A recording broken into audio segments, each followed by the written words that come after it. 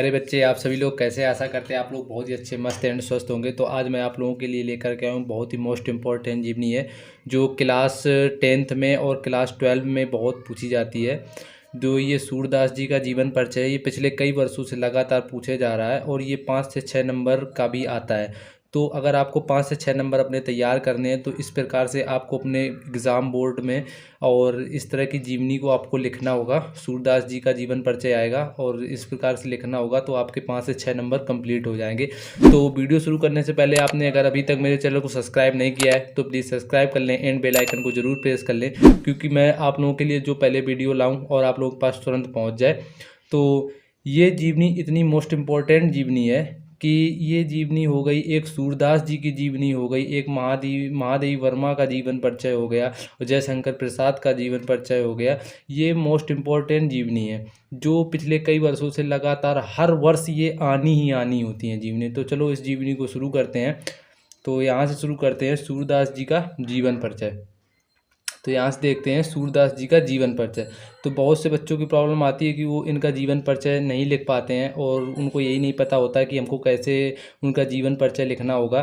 तो आपको सिंपली से कुछ नहीं, हेडिंग डाल देनी है सूरदास जी का जीवन परिचय, और सूरदास जी का जीवन परिचय हेडिंग डालने के बाद फिर आपको यहाँ पर कुछ हेडिंग डालनी है।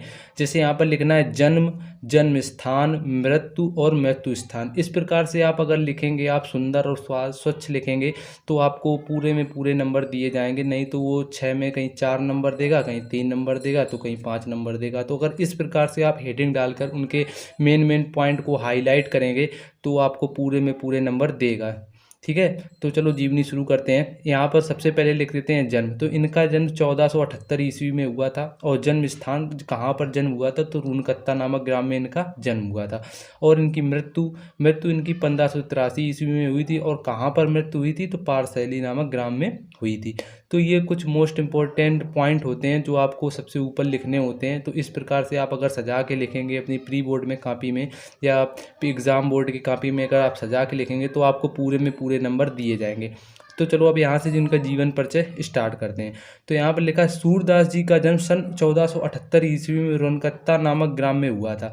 जो सूरदास थे, सूरदास जी का जन्म 1478 ईस्वी में रोनकत्ता नामक ग्राम में हुआ था। तो बहुत से बच्चों को ये प्रॉब्लम रहती है कि उनका जन्म ही नहीं पता रहता। तो आप लोगों को याद कर लेना, इनका जन्म 1478 में रूनकत्ता नामक ग्राम में हुआ था। और इनके पिता का नाम पंडित रामदास सारस्वत था। जो इनके पिता थे, इनके पिता का नाम पंडित रामदास सारस्वत था। और इनके जो पिता थे वो पंडित रामदास सारस्वत एक ब्राह्मण थे। जो इनके पिता रामदास थे वो एक ब्राह्मण थे। और कुछ विद्वान मानते हैं कि इनका जन्म सीही नामक स्थान पर हुआ था। तो कुछ विद्वानों का मानना है कि इनका जन्म सीही नामक स्थान पे हुआ है। बहुत से लोग कहते हैं कि इनका जन्म पंडित रामदास के घर में हुआ है, लेकिन कुछ विद्वानों का मानना है कि इनका जन्म सीही नामक स्थान में हुआ था। कुछ लोगों का मानना है कि सूरदास जी जन्मांध थे। मतलब कुछ लोग ये कहते हैं कि सूरदास जी जन्म से अंधे थे, जन्मांध मतलब जन्म से अंधे थे। और कुछ लोग कहते हैं कि ये बाद में नेत्रहीन हो गए होंगे। मतलब कि जब सूरदास, कुछ लोगों का मानना ये है कि वो जब जन्म से थे तो उनका जन्म से ही अंधे थे। लेकिन कुछ लोगों का मानना ये है कि वो नेत्रहीन थे, मतलब कि बाद में ही अंधे हुए होंगे। तो आगे चलो देखते हैं। सूरदास जी श्री वल्लभाचार्य जी के शिष्य थे। जो सूरदास थे वो श्री वल्लभाचार्य जी के शिष्य थे। तो सूरदास जी जो, अब ये एक क्वेश्चन यहाँ से बन जाता है कि सूरदास जी किसके शिष्य थे, तो आपको बता देना है सूरदास जी श्री वल्लभाचार्य जी के शिष्य थे। सूरदास जी ने अपने जीवन का अधिकांश समय मथुरा में स्थित गऊ घाट पर बिताया। तो बहुत से बच्चे ये कंफ्यूज हो जाते हैं कि सूरदास जी ने अपना अधिकांश समय कहाँ बिताया, तो मथुरा में स्थित गऊ घाट पर उन्होंने अपना अधिकांश समय बिताया। यहीं पर रहकर विनय से पूर्ण पदों की रचना की और श्री कृष्ण की बाल लीलाओं का ज्ञान करने लगे। ये आपको इस प्रकार के सजा के लिखनी है कि उन्होंने क्या क्या किया और रहकर क्या किया। तो यही सारा जीवनी में लिखना होता है। और आगे देखते हैं। सूरदास जी की मृत्यु सन 1583 ईस्वी में गोवर्धन पर्वत के पास या गोवर्धन पर्वत के निकट पारसैली नामक ग्राम में हो गई थी। जो सूरदास जी की मृत्यु थी वो मृत्यु हुई थी पारसैली, गोवर्धन पर्वत के पास पारसैली नामक ग्राम में हुई थी। अब इनकी कुछ रचनाएं हैं, आपको एक टॉपिक ये हेडिंग डालनी है रचना।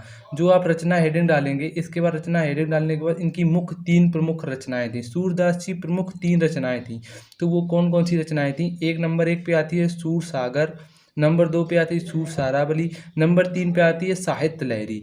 तो ये कुछ सूरदास जी का जीवन परिचय था, जो मोस्ट इम्पोर्टेंट जीवन परिचय था। तो मैं इसकी पीडीएफ भी आप लोगों को डिस्क्रिप्शन के लिंक में दे दूंगा, वहाँ से भी आप इसकी पीडीएफ डाउनलोड कर लेना।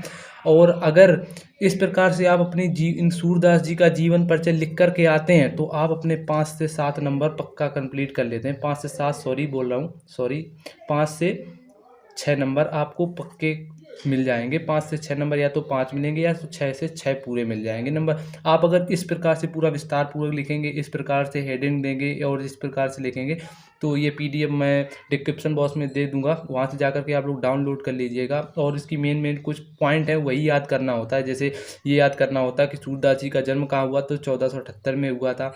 सूरदास जी का जन्म किस स्थान में हुआ, तो रुनकत्ता नामक ग्राम में हुआ था। इनकी मृत्यु कब हुई थी? 1583 में हुई थी। मृत्यु स्थान कहाँ है? पारसैली में हुआ था। बस यही थोड़ा बहुत याद करना होता है। और ये याद करना होता है इनके पिता का नाम क्या था? पंडित रामदास शाश्वत थे। जो पंडित रामदास शाश्वत थे वे क्या थे? वे एक ब्राह्मण जाति के थे। बस थोड़ा बहुत यही सब याद कर लेना होता है। और इन्होंने क्या किया क्या नहीं किया ये सब आप लोगों को देख लेना, और अच्छे से हैंड राइटिंग में लिख करके आना है, तो आपके 5 से 6 नंबर कंप्लीट हो जाएंगे।